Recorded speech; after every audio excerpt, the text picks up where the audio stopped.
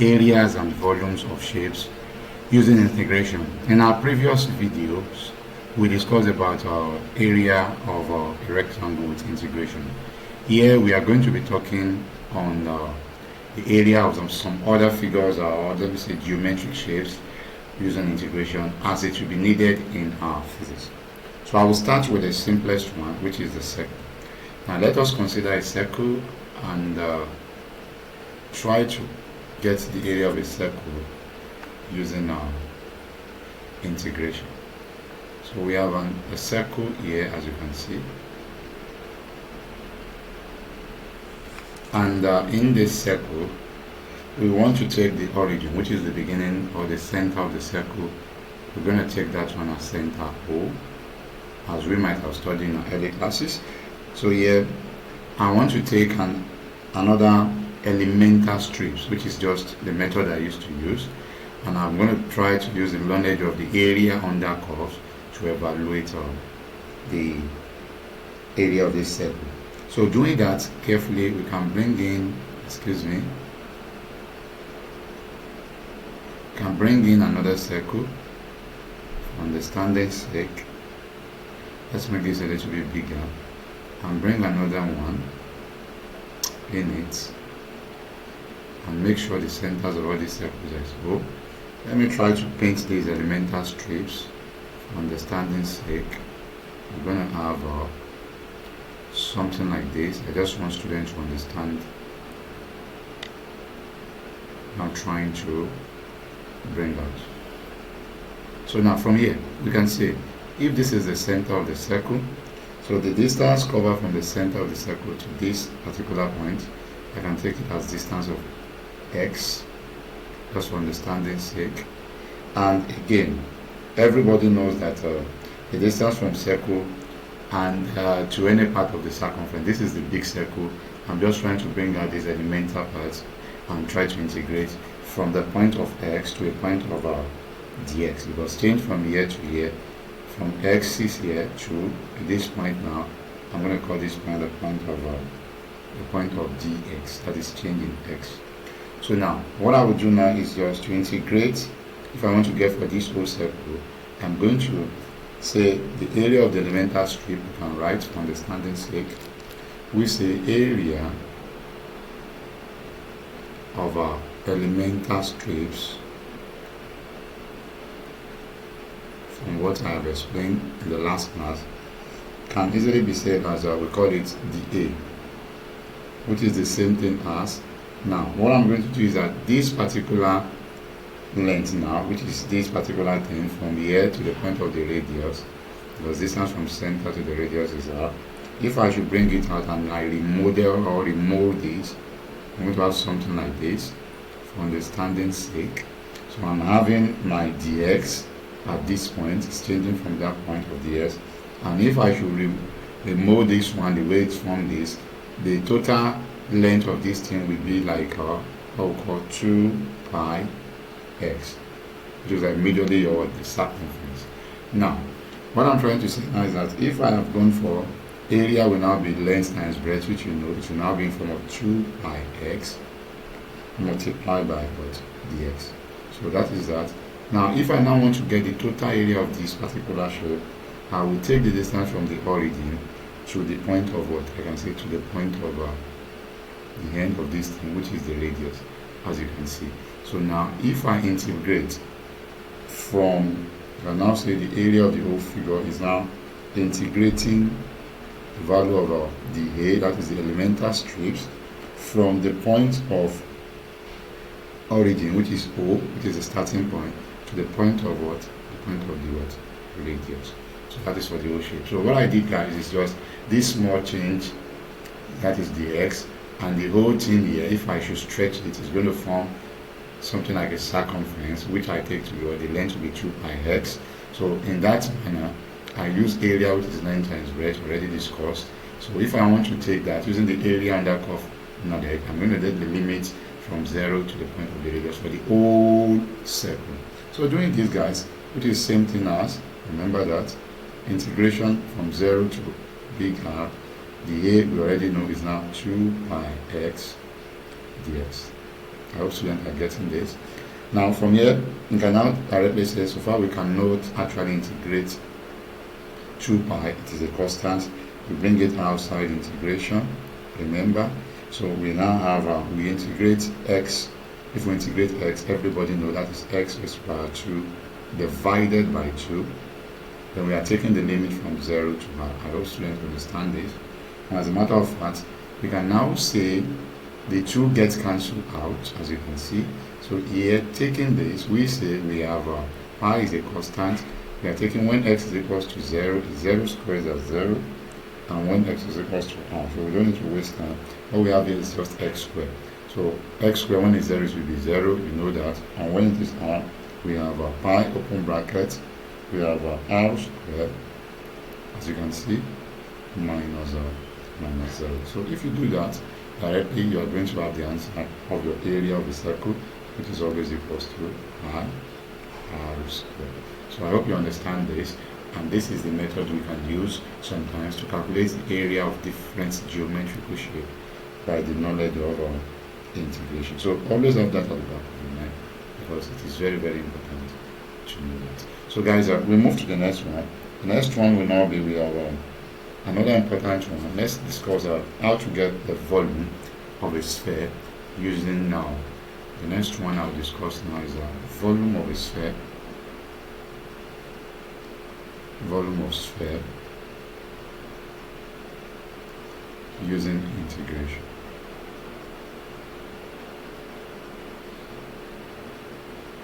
As we might have studied in early classes, that the volume of a sphere is technically 4/3 pi r cubed. Now to understand that, let us take a sphere diagram, not going to scale, guys, just to manage that diagram. So now we take a upper sphere, as you can see here. So we take, say, the center of the sphere, as always, is taken to be origin O. I'm taking that as O.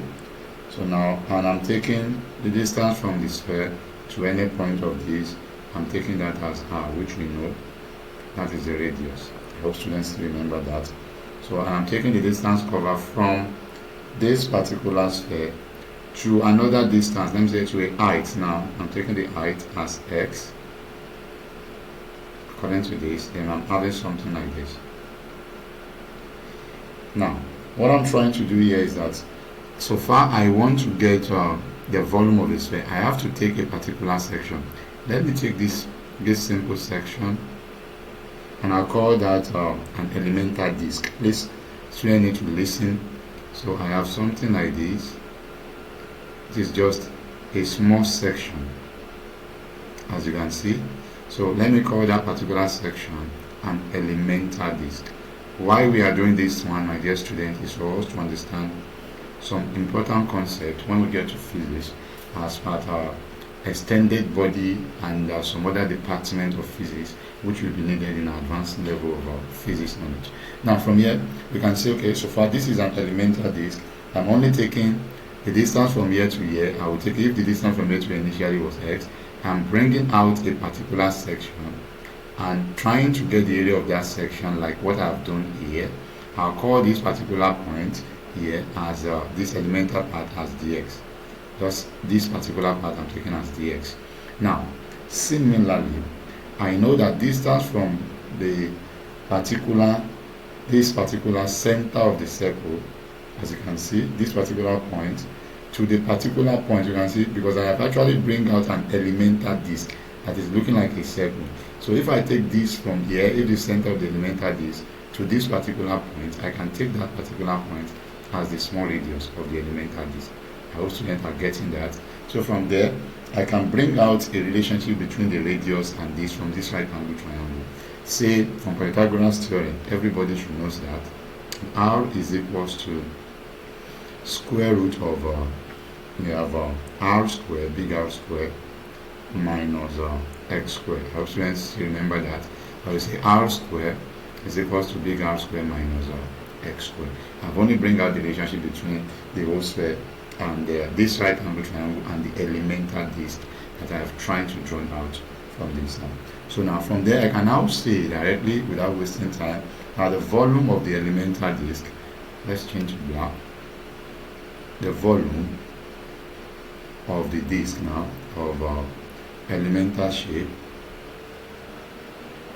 will now be equals to, as you know, volume will always be equals to area times length. So the area covered by the disk, which is always pi r square, I also know this is the elemental disk. I take the radius to be small r. It's going to give me pi r square multiplied by the change in the side, that is like area times length, which I take as dx. I hope students are following this. Now, since if you watch this, I need to calculate the volume of the complete sphere. Here, the radius of the elemental disk is not needed. So I have to actually relate my relationship here. As you can see, I have to actually be pi r square, sorry about that. So I have to do my r square in terms of this big R and this x, which I have already tried to set up a particular relationship from here. So going by what I have here, I can substitute. You can ask me why. Why do I need to put it here? Because I want to calculate the total volume of this particular shape from the top here, this particular top here, to the bottom here. So I have only taken an elemental part to actually get that, and if I do that, I will just take the limit from the negative. You can see this is like positive x-axis, and this is like what you have a negative radius, because I'm talking about the radius of the sphere is bigger, and this is like what we call a positive radius. So if I should take the old, forget the whole shape, I will only find the limit of the integration of the volume of elemental disk from the lowest part, from negative r to the positive r. So what I'm trying to do now is that so far I can now bring out relationship between r and big R, because big R is for the radius of the sphere. So that is why I have to set up some kind of relationship. So if I should integrate that or substitute that value of r here, or basically I can even write this as r square. So I will remove the root. It will be big R square minus x square.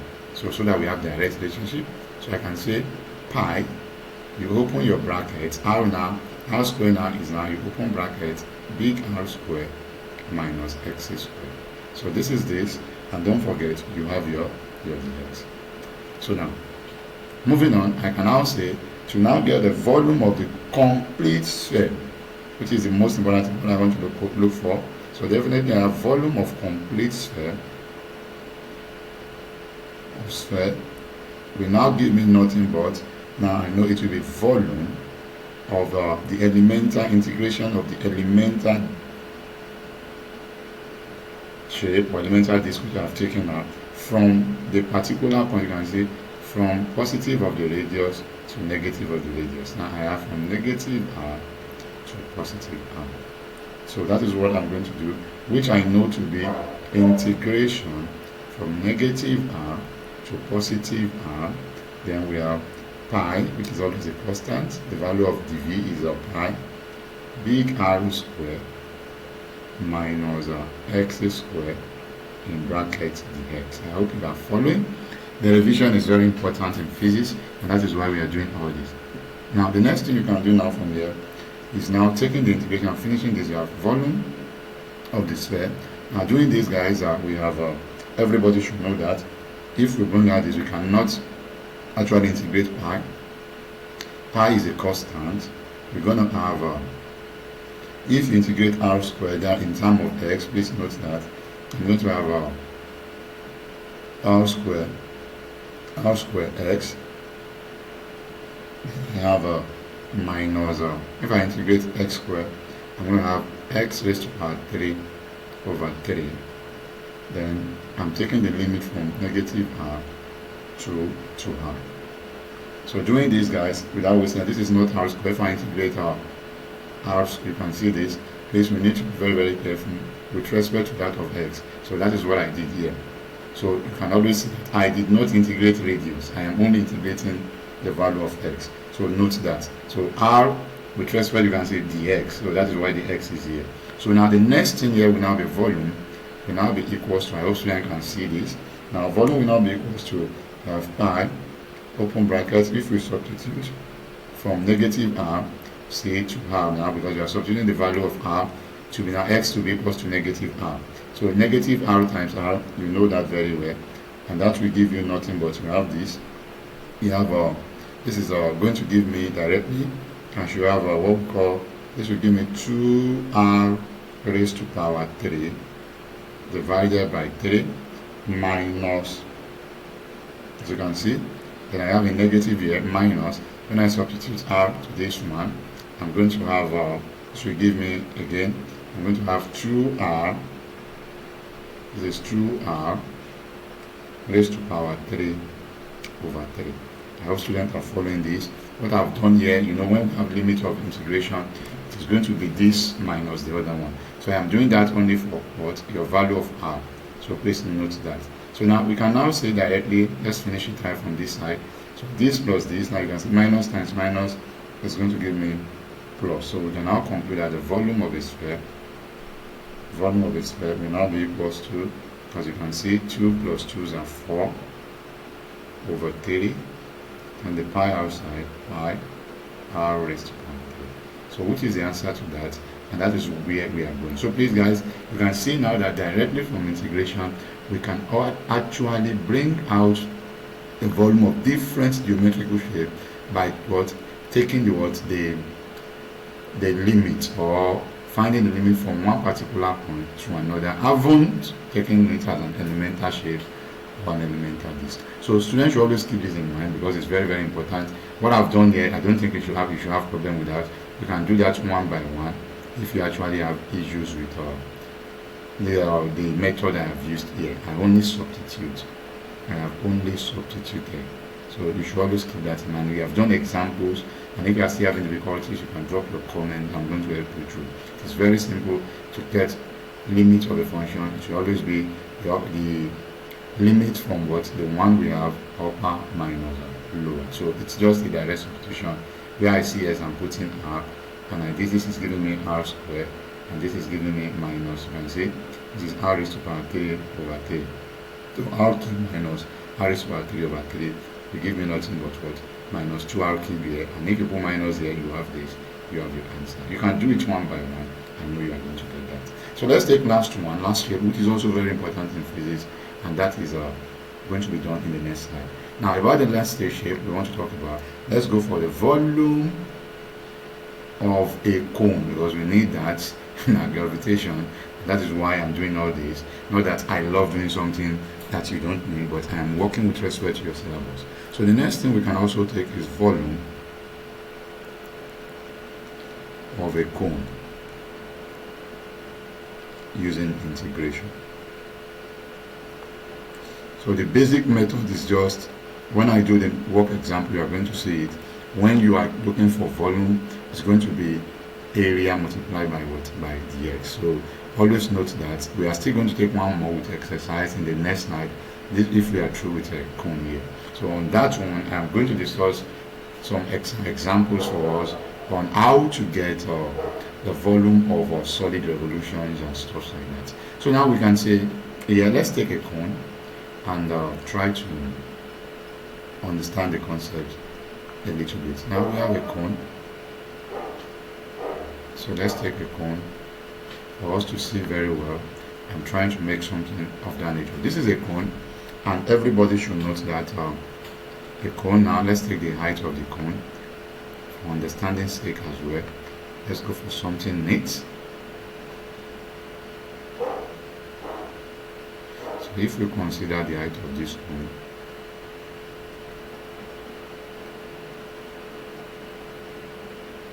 taking the height of the cone to be capital letter H, diagram not going to scale, please. Taking the height of this cone to be H. So the cone is having an height of 8, as you can see, capital letter H. Now, inside the cone, we already know the radius of the cone. We also have radius. Let me take this as the center. I'm not drawn to scale, my dear students. So I take this as radius of the cone as well. Taking the radius to be capital letter R.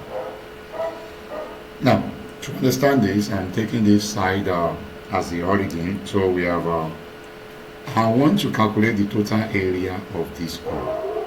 And to do that, dear students, what we need to do is to take an elemental part.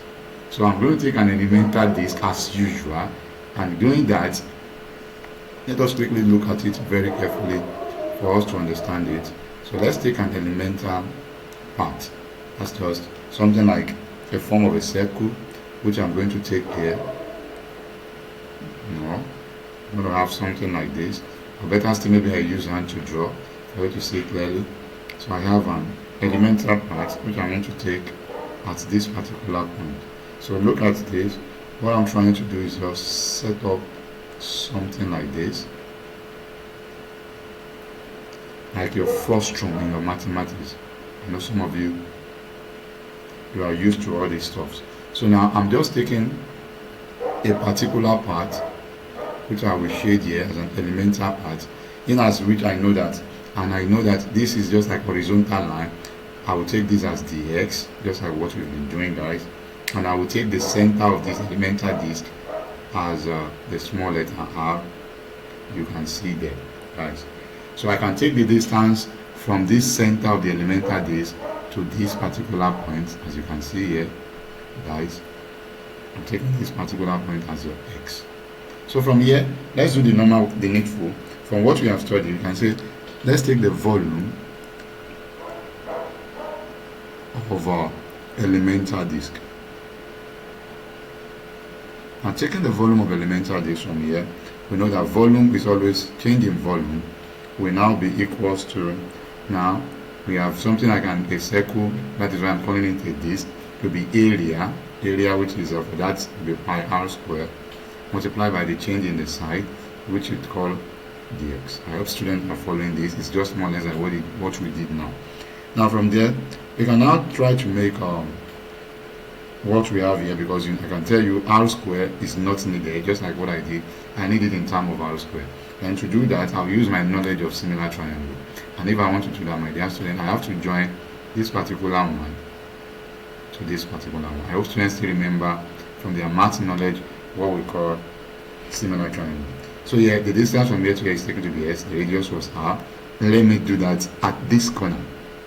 And we take the distance from here to be here to be r, and the total height to be h. So I'm taking this elemental shape and the O shape together.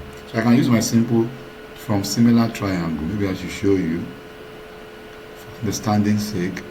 From similar triangle, we say, from similar triangle, we can say the radius all over the distance or the height must be equals to the big radius, whereby the height of the whole big one is what is the h. So what do I know, guys? I make r a formula from cross multiplication. I'm going to get r is equals to, from here everybody can see this, rx divided by h. So this is the relationship which I am going to substitute in this expression.